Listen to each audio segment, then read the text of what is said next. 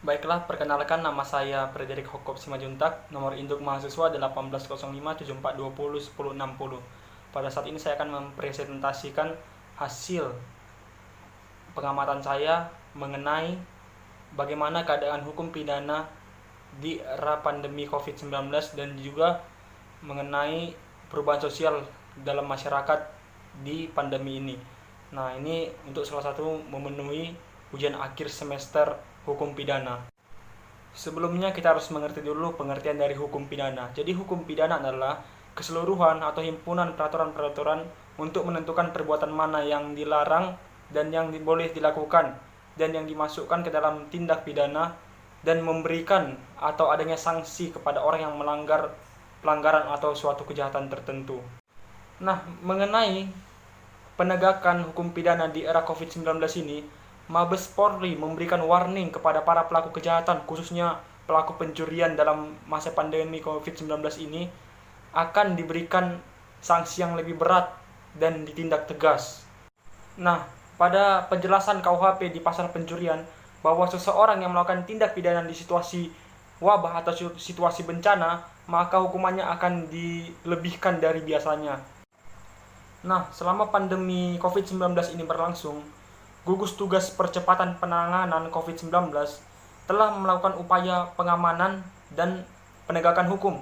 Langkah-langkah tersebut dilakukan di bawah koordinasi dari Subbidang Pengamanan dan Penegakan Hukum Gugus Percepatan dan Penanganan COVID-19. Pembentukan subbidang tersebut dipayungi dengan keputusan Ketua Gugus Tugas Percepatan dan Penanganan COVID-19 nomor 20 tahun 2020.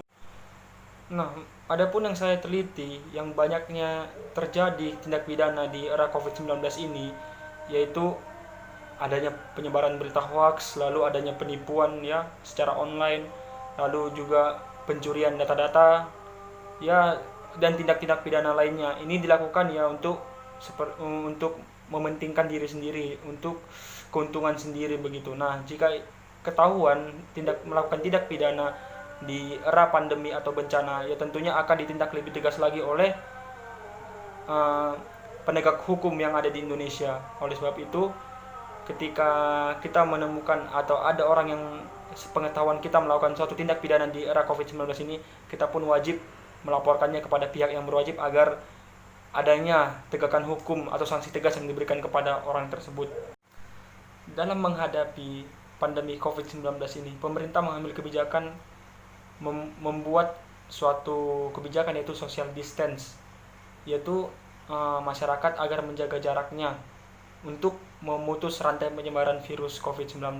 Nah, dalam hal ini kebijakan tersebut bisa disebut sebagai kurang optimal, karena ketika kita melihat bahwa seperti penduduk di daerah Jakarta atau daerah Jabodetabek, itu kota dengan penduduk terpadat dan sangat sulit untuk menerapkan social distancing ini. Nah, oleh sebab itu pemerintah juga mengambil kebijakan yaitu PSBB, yaitu pembatasan sosial berskala besar untuk memutus rantai penyebaran virus, dan diberlakukan di kota-kota besar yang padat penduduknya dan juga di kota-kota lain yang ada di Indonesia.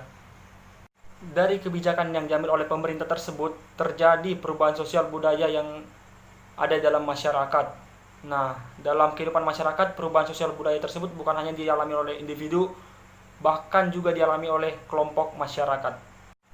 Nah, pemberlakuan PSBB atau social distancing membawa pengaruh terhadap kehidupan masyarakat, khususnya dalam hal jual beli. Dalam masyarakat Indonesia yang awalnya melakukan banyak transaksi langsung kegiatan jual beli seperti di pasar, di mall, swalayan, sekarang lebih banyak memanfaatkan online shop. Dari masyarakat Indonesia yang awalnya menjadi pedagang pasar beralih menjadi pedagang online.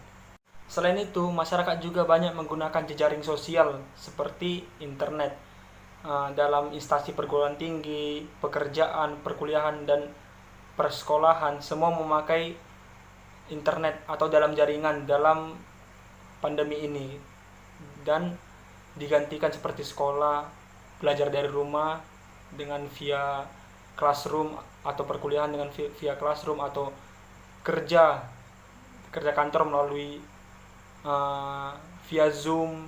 Jadi semuanya dilakukan dengan online yang diakibatkan oleh pandemi ini. Kemudian pandemi COVID-19 ini juga membawa perubahan pada ekosistem. Dengan kebijakan social distance ini, pola konsumsi masyarakat menjadi lebih tinggi sejak stay at home atau di rumah aja. Stay at home atau di rumah aja membuat masyarakat jenuh. Nah, dengan hal tersebut tentunya masyarakat harus mengolah waktunya supaya membuat waktu ketika di rumah aja atau stay at home menjadi tidak membosankan. Misalkan melakukan kegiatan-kegiatan tertentu seperti memasak atau mencoba hal baru atau menanam ketika memiliki sedikit perkebunan atau pekarangan di.